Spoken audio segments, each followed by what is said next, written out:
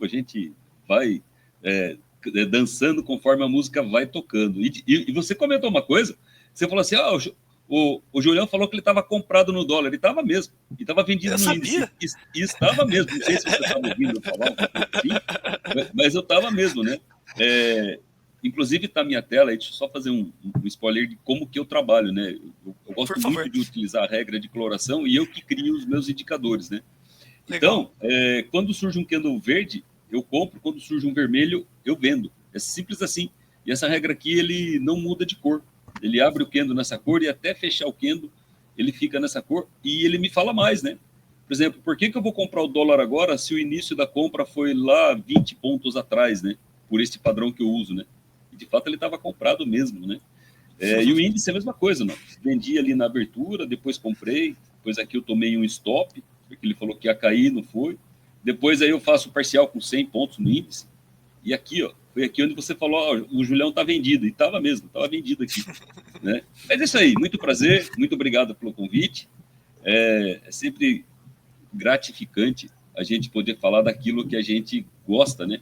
Eu, eu, eu particularmente, eu vivo num meio em que muita pouca gente fala de mercado e investe no mercado ainda. O pessoal aqui ainda no interior tem muito receio de interior, mas não é tão interior. Mas o pessoal tem muito receio, aquele negócio assim mais bairrista, falar, isso aí é jogo, isso aí é jogo. Falei, não é jogo, é negócio, né?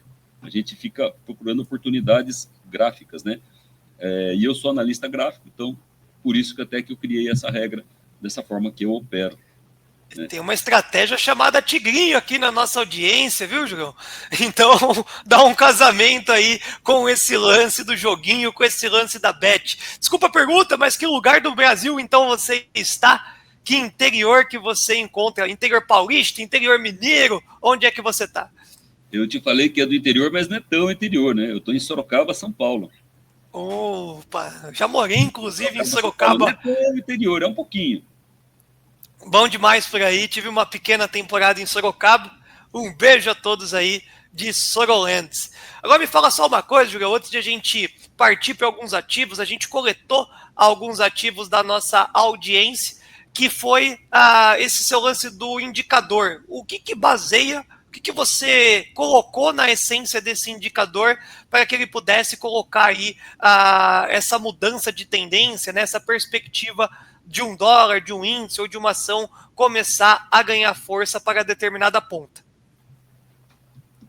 O que tem por trás desse indicador é isso? Você pode revelar o segredo da Coca-Cola aí ou não? Posso. É o seguinte, o meu gráfico ele era muito poluído. Eu sempre gostei muito do indicador estocástico, banda de Legal. Bollinger, VWAP e médias. E também do indicador chamado ADX, que ele me mostra uma tendência, uma reversão de tendência. Só que se eu colocar tudo isso na tela, vira uma bagunça o meu gráfico. E tem gente que ainda diz que ele é muito poluído, né? Então eu peguei tudo aquilo que eu utilizo também critérios de price action, né? Mostrando aí um padrão de martelo, um padrão. Na verdade, o price action que eu uso nada mais é do que o martelo, o arame e um golfo, se estiverem em região de fundo ou de topo. No meio do caminho eu não uso. E uso eles baseado com o que o estocástico está falando, né? O estocástico se está sobrecomprado ou se está sobrevendido, né? E peguei tudo isso, compilei e coloquei numa regra de coloração. Mas o mais legal, aliás, não é o mais legal, o que eu fico mais à vontade é que eu faço isso aqui, ó. Além dessa regra de coloração, eu gosto dessa situação. Eu vou tirar alguns indicadores aqui para ficar mais limpo o meu gráfico. Você conhece o indicador Stop ETR, né? O pessoal que opera. Stop ETR é aquela linha quadrática, né? Que vai mostrando o ponto de stop do preço, né? Uhum. Então, esse meu indicador, ele mostra isso para mim também. Ele fala, ó, se eu vender, meu stop está acima da linha. Se eu comprar, meu stop está abaixo desta linha. Então, tem muita gente que, infelizmente, acho que é uma verdade, a maioria perde dinheiro no trade, mas perde dinheiro porque talvez a ganância seja maior que a ambição, ou perde dinheiro porque não sabe onde está o stop, ou não sabe quanto quer ganhar, ou quer seguir um padrão que não é o dele, é o do vizinho. Mas para o vizinho funciona, mas a aversão ao risco dele é diferente da do vizinho dele, né? Perfeito. A gente não sabe onde está o stop. Para mim, o stop é mais importante do que onde está o stop gain. O stop loss, para mim, é mais importante onde está o stop gain, porque ele é de acordo com o meu gerenciamento de risco. E por isso que eu criei essa linha. Então ela fala assim para mim, ó, o dólar, por exemplo, eu vendo. Se o preço fechar acima desta linha, eu stop. Eu compro. Se o preço fechar abaixo dessa linha, eu stop. Simples assim. Mas ele é baseado em indicadores, os principais indicadores, os mais simples que tem, e também um critério de price action, tá?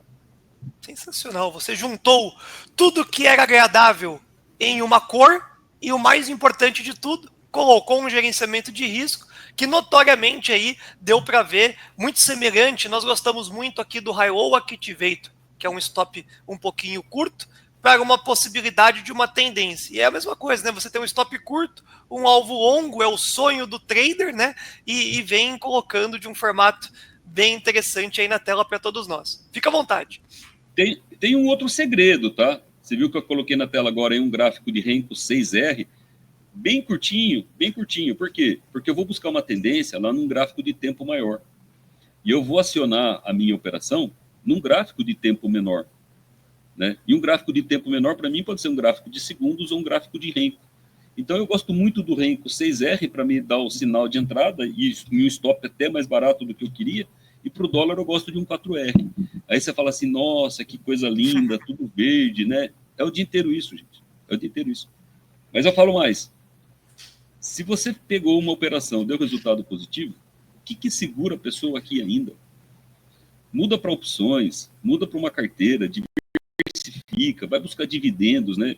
O day trade, ele, no final do dia, ele deixa a cabeça da gente explodindo, principalmente aquela pessoa que quer viver do day trade e que ainda não tem consistência para isso.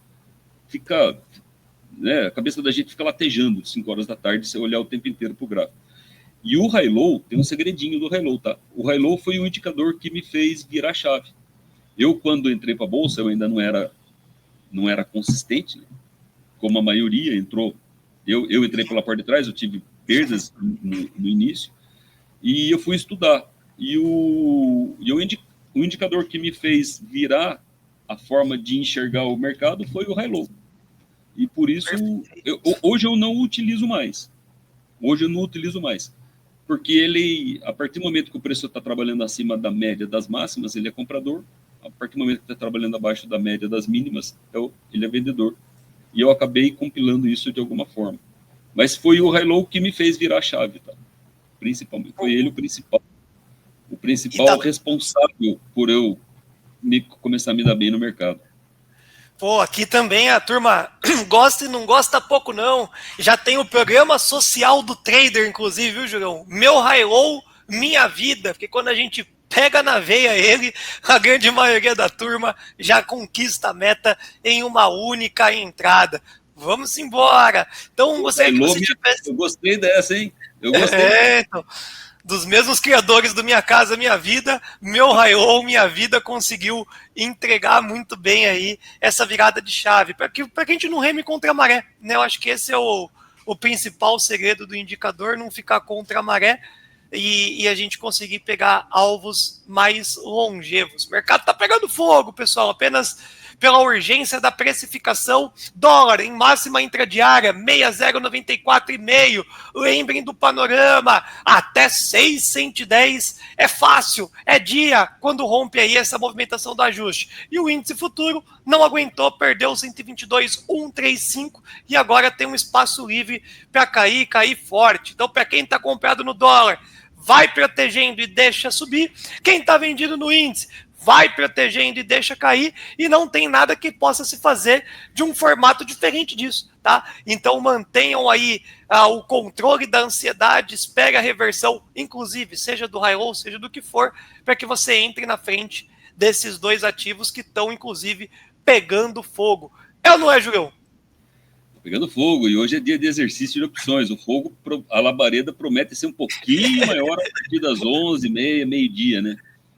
Exatamente. A labareda vai um pouquinho, né? Já está pegando fogo para muita gente. Ah, tem gente que já está com o ar-condicionado ligado, no mínimo, certamente.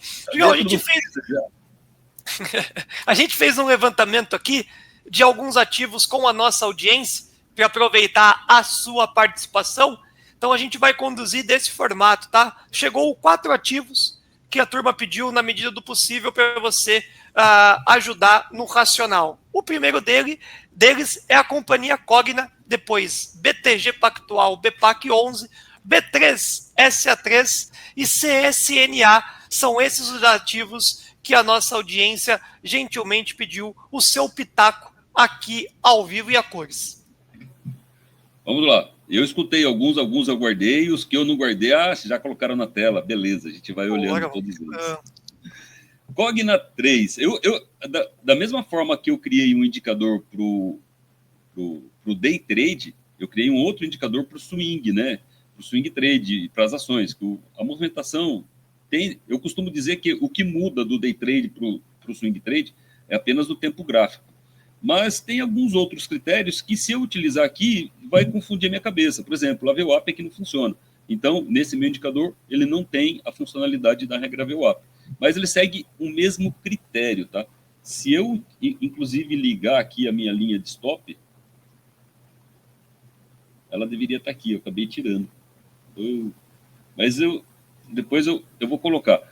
Simples assim, candle vermelho é tendência de queda, candle verde é tendência de alta, e Cogna mostra para mim que lá no pregão do dia 10 de janeiro ele falou, vou subir. E de lá para cá ele já está com 7% de alta, né? Atrelado a tudo isso, eu vejo que Cogna, ele rompeu ali uma linha de tendência de baixa de curto prazo. Eu sempre lembro, tá? Não é porque o meu indicador fala para fazer tal coisa que eu vou fazer. Eu sempre utilizo mais de um critério operacional para confirmar a leitura. Porque resultados passados, teoria de Dow básica, né, não são garantias de resultados futuros, e sempre utiliza mais de um critério para confirmar a movimentação, a leitura que nós estamos fazendo. Mas, Cogna, eu vejo ali isso aqui para mim pode ser um pivô, pode ser uma onda 1. A onda 1, eu falo que ela pode ser subjetiva, algumas pessoas podem usar este topo, outras pessoas podem usar aqui, mas independente disso, ele está agora, para mim, numa região de resistência que antes era um suporte. Essa região de 1,27, 1,30 que ele está, antes era uma resistência, dado pelo fundo, lá do dia 3 de outubro. Ele pode encontrar uma resistência aí. Se começar a trabalhar acima, essa região volta a ser um suporte, e daí ele pode encontrar alvos lá na região do 1,50 e 1,60. Eu utilizo muito também a média de 200 períodos para balizar se o mercado é vendedor ou comprador, e quando ele está descolado na média, ele tende a retornar. Posições compradas de Cogna 3. Para o curto prazo, eu vejo um stop abaixo de 1,12. E para o médio prazo, médio e longo prazo, abaixo de 98 centavos. Tá? Eu não gostaria de comprar agora.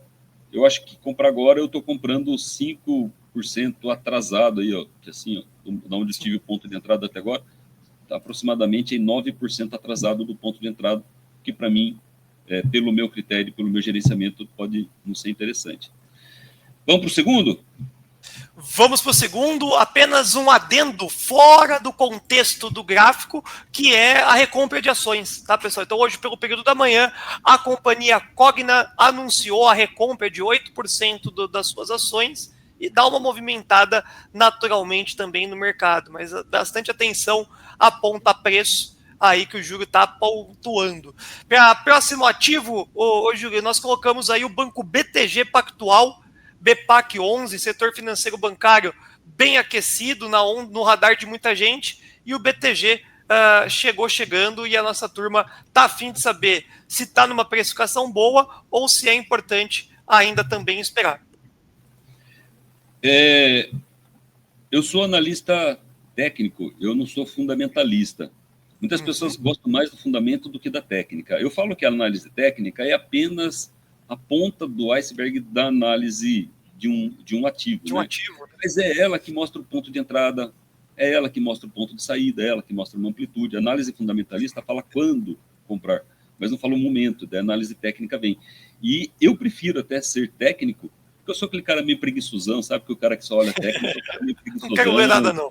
Não gosta de trabalhar muito, mas também para não me autossugestionar por outros critérios. Então, quando eu falo estritamente por análise técnica, e às vezes ela não conflui com a análise fundamentalista, não dá muito certo, mas às vezes dá certo. E quando dá certo, as duas escolas estão falando a mesma coisa, né? Mas é sempre individual, né? Cada um tem um estilo.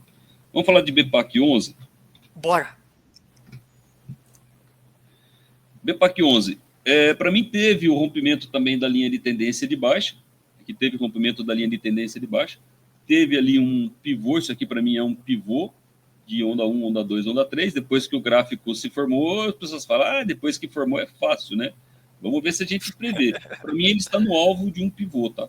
Para mim ele está na região do alvo, acho que já até atingiu o alvo do pivô. Para mim tem alvo atingido na região do pivô. E a resistência era ali na região dos 29,40, 29,50. Está trabalhando acima. Então, esta região agora, para mim, ela passa a ser um suporte. Caso o preço venha a trabalhar abaixo dos 29,40, 29,30 aproximadamente, pode ser o famoso azedou o palmito no movimento corretivo de alta, né? Próximas resistências que eu vejo para BPAC 11, na região dos 31,40, 31,70.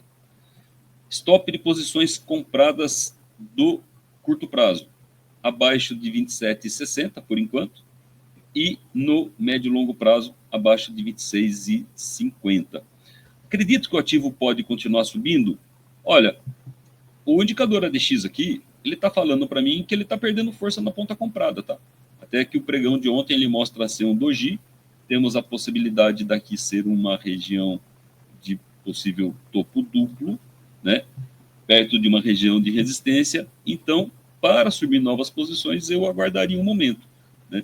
Quem tem posições compradas, eu não assumo posições compradas agora, porque eu tenho lá 7,5% até o fundo anterior, e eu esperaria ele vir fazer um teste de novo aqui na região dos 29,30, 29,40, para eu assumir posições compradas. Quem está comprado,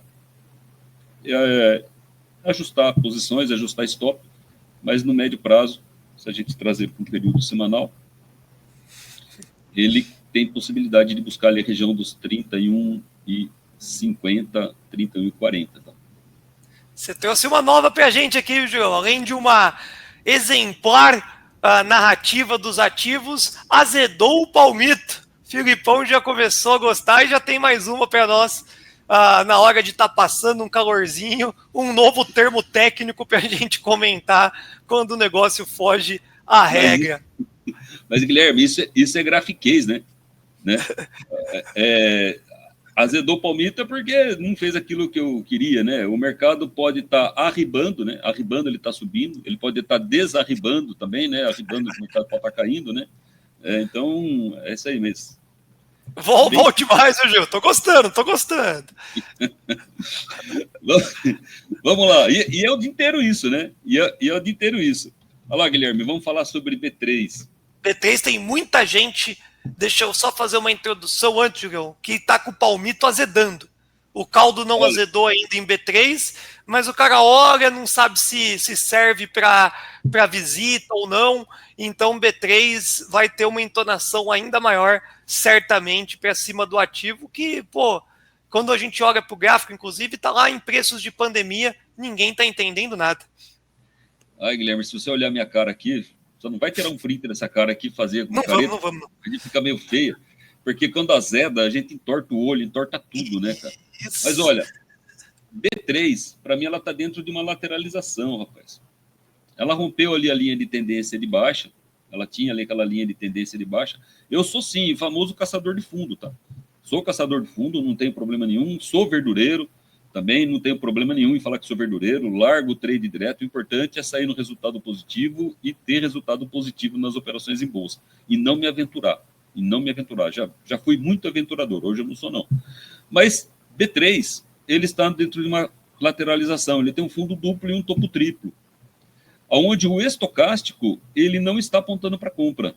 Ele, inclusive, não chegou na região do sobrecompra, chegou na região dos 70% e está apontando para venda. E o ADX, ele está falando, eu queria subir, mas não tenho força. É um ativo que eu não compraria neste momento, tá? Deixa passar, procura uma outra oportunidade, né? Não pensaria neste momento. Se eu olhar para o índice financeiro, pode ser que o FNC, pode ser que ele venha me mostrar alguma coisa, mas neste momento, dentro dessa lateralização aqui, eu não compraria. Mas se alguém tem posições compradas, eu colocaria o meu stop aqui abaixo desta lateralização. na região dos 9,60, 9,50 aproximadamente, tanto para o médio quanto para o longo prazo. Tá? Aí eu colocaria aqui. Agora, claro, né, tem pessoas que falam assim, não, mas eu só trabalho comprado e buy and hold, não stop operação, né? Então aqui, a região de 9,60 e a região dos 9,09 bola aproximadamente, são possíveis regiões de suporte. Seria interessante um carregamento a mais aí, ou posição de stop, dependendo do objetivo e perfil de cada um. Eu não vejo oportunidade agora. Tá? Agora não me agrada fazer operações em B3.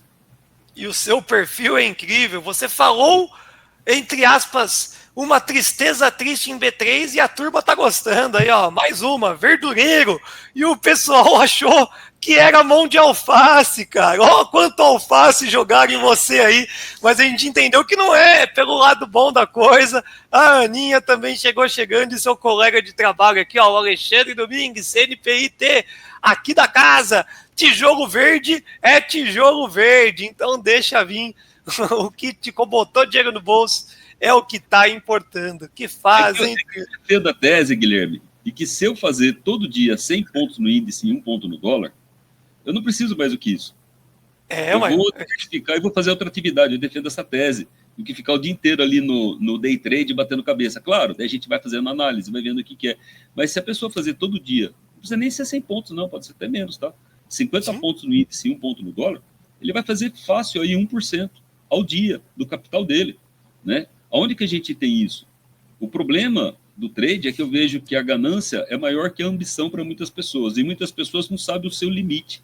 Quando a gente fala verdureiro, é porque, assim, sou mão de alface mesmo. O trade deu 50, 100 pontos, eu estou fazendo parcial e estou protegendo o trade. A minha realidade financeira, quem sabe sou eu. Não é o meu vizinho, não é as pessoas, né? Agora, claro, a gente vai comentando quando eu estou tocando sala, inclusive está tocando a sala aqui no meu canal lá, pessoal. O pessoal está escutando a gente também, tá, gente? Então, quem está me acompanhando no meu canal, estou aqui junto com o Guilherme na Smart, Invest Smart. Um prazer estar aqui, convidado com vocês. E o que eu defendo é isso, né? A renda variável, ela, se fosse renda fixa, eu teria certeza, mas a renda variável, por mais que a gente faça uma estatística a favor, nós nunca teremos certeza do resultado. E o verdureiro é isso, é no bom sentido da palavra mesmo, tá? Fazendo com que a pessoa saia com o seu dinheiro no bolso e saia com um resultado positivo. E isso é provado. Tá? Opera pouco, é saudável. Uma outra coisa que eu queria te chamar a atenção, que muita gente me pergunta, por que o meu estocástico é um pouco diferente? Hoje ele está, inclusive, diferente do que eu uso, porque eu uso 3 linhas para o estocástico. Por que eu uso 3 linhas? Porque eu uso uma média a mais, e eu não uso o estocástico padrão. Como eu uso o estocástico com 19 períodos e média 6, aí eu coloco uma outra média aqui, que daí ele vai acabar fazendo isso para mim, ó. Quando eu utilizo aqui, ele tem alguma coisa desse região aqui, assim, que as médias estão se abrindo lá no estocástico em região de fundo, eu tenho uma possibilidade do mercado começar a se arribar, né?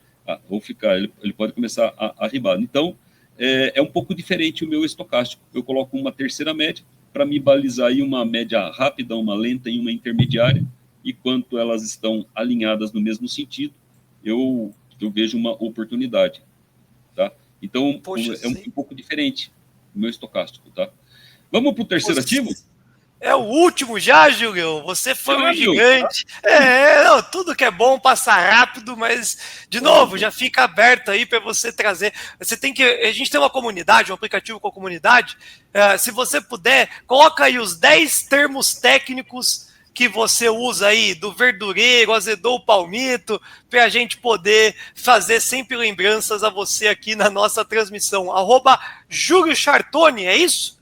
É isso aí. E você sabe o que quer dizer Chartoni? Não faço ideia. Chart é gráfico. O ano é 1. Que isso, hein, pai? Achei que era seu sobrenome. Você tá demais, hein, pai? Eu vou... Então, Guilherme, mas é o sobrenome. É meu nome. Aí eu falo assim, puxa vida, eu não posso nem operar por leitura de fluxo. Não, seria antiético. Se sentiria grafista operando fluxo, hoje em dia, esquisito. Pois é, aí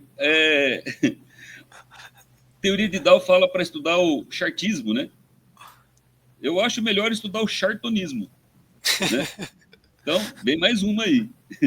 Agora eu não lembro se é CSAN3 ou CSNA3. Fala rapidamente das duas, porque a gente pode errar também com a nossa audiência, e aí fica estranho. Mas antes de qualquer coisa, a turma tá gostando aí de você também, viu? Ó, todos os membros do nosso canal, Verônica Rodrigues, excelente convidado, Pai Gui. Parabéns.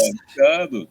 Ana Maria, que está do outro lado do planeta. Parabéns, Gui, pelo acerto dos seus convidados. A Invest Smart vai contratar o Julião aí, certeza absoluta. Agora vai cravar uma bandeira em cima do Julião. E o Patrick, que está junto aí com o cenário de compra do dólar do Julião, também não tirou, segue na defesa. Tamo junto, seguindo aí o contexto de alta. Dolinho não para. Dolinho é de comprado ainda, mas olha, me chama a atenção que o dólar agora no 2 minutos pode estar fazendo uma regiãozinha de topo, tá? Pode estar fazendo uma regiãozinha de topo, pode ser uma exaustão. Se eu voltar aos outros indicadores, pode ser que o Bollinger ali esteja me mostrando que talvez exista a possibilidade, topo duplo, se ele vir trabalhar aqui um padrão baixista num gráfico de tempo menor, por exemplo, no 4R, se ele me mostrar ali um padrão baixista e está mostrando, ele fala, ó, aí foi o ponto, foi o trade do dia, né? Você pegou o trade lá e aqui ele falou para mim, ó, vamos pegar nosso dinheiro, vamos pôr no bolso, vamos sair positivo e curtir o final de semana, porque segunda-feira é feriado americano e hoje é exercício de opções, né? Mas cada um é cada um. Vamos lá, CSN3, COSAN, mais um ativo que rompeu ali a linha de tendência de baixa, tá? Teve ali um pivôzinho bem sem vergonha, tá? Pivô bem sem vergonha aqui, ó, onda 1, aqui ele veio fazer depois aqui uma onda 2, quase fazendo um fundo duplo, e claro, acabou atingindo o seu alvo, né? Quando o ativo chega no alvo que eu desenho ali pelo critério técnico, eu posso fazer duas coisas. Ou eu realizo o meu ganho, se o cara tiver o perfil igual do Chartone, pula fora, pega o seu dinheiro, vai embora, vai fazer outra coisa. Ou ele ajusta stop ou faz parcial. Aí é de cada um faz do seu jeito, né? Eu vejo que o ativo tem ali resistências na região do 9,60, que inclusive é a primeira retração de FIBO, e vai desconfigurar e voltar para o padrão baixista se ele voltar abaixo do 7,90. Então, não me agrada o pregão de hoje estar trabalhando aqui na região dos 8,40, mas eu quero que ele não venha trabalhar abaixo dos 8,30. Tem uma média, essa média aqui amarela é a minha média de quantos períodos? Minha média de 9 períodos. Não me agrada se o preço trabalhar abaixo desta média. Eu quero que ele venha fazer teste nela, porque daí no médio prazo eu posso ter a formação de um pivô no médio prazo, né? Mas eu prefiro aguardar a cena dos próximos capítulos para novas posições compradas. E daí vamos lá para CSNA. Boa. CSN. Ó, o ativo está sobrevendido, o estocástico está ali já apontando para o movimento de compra. Ele está aqui agora fazendo ali fez o fundo duplo, fundo quádruplo, triplo, cada um chama do jeito que queira. Está querendo trabalhar acima do canalzinho de baixa, e se eu traçar as retrações de FIBO, ele mostra a possibilidade de retorno lá na região dos 9,15 ou 10,15, né? Entre a primeira retração de FIBO e a terceira retração de FIBO. O estocástico já está apontando para o movimento de alta, e o ADX está mostrando ali a perda de força vendedora, né? Quando eu tenho este padrão aqui no ADX, para mim é muito importante, tá? Quando eu vejo aqui que ele perde força, ele tem esse padrão, a linha vermelha começa a cair e a linha amarela começa a desarribar também, usando os grafiqueis nossos. Ele mostra uma perda de força vendedora. Então, quem estava vendido, eu acho que é momento de realizar ganhos, e quem gosta de caçar fundo, tem aí, eu acho que uma boa oportunidade para a Siderúrgica Nacional, tá? CSNA3. Perfeito, Julião. Deu aula, viu? Passou aqui no sextouro de dia de vencimento de opções, pré-Donald Trump, tem um monte de coisa que está bagunçando a mente do jovem trader e também do investidor, mas eu vou te falar, hein? Você está demais, chegou trouxe alegria, trouxe informação de qualidade e te devolvo, Julião, para um destaque final para a nossa audiência. Lembrando sempre, ó, o arroba do Julião tá embaixo, do lado dessa cara bonita aí, ó, foto até 3x4, você ficou bonito, meu querido. Júlio Chartoni nas mídias sociais. Fique aí liberado para o seu destaque final à vontade, meu querido. Guilherme, muito obrigado pelo convite, foi uma surpresa, a Mariana me chamou essa semana, falou se eu poderia fazer uma participação contigo, eu falei, claro, sempre um prazer poder falar sobre aquilo que a gente gosta, né, e como eu disse, aqui na nossa região, o pessoal ainda tem um certo conflito em achar que o que nós fazemos é jogo, e não é jogo, pessoal, é técnica, né, eu costumo dizer que um trade certo pode ter resultado positivo ou negativo, e um trade errado também pode ter resultado positivo ou negativo. Qual que é a diferença de um trade certo e um trade errado? Um trade certo é quando você está baseado na sua técnica, naquele modelo operacional que você estudou de acordo com o seu perfil, não com o do outro. E você viu que ele tem uma estatística positiva, ele é consistente, e você começou a usar aquele trade. Isso é um trade certo, um setup certo. Um trade errado é quando você vai do achismo, é quando você não tem técnica, é quando você se torna um jogador, um torcedor.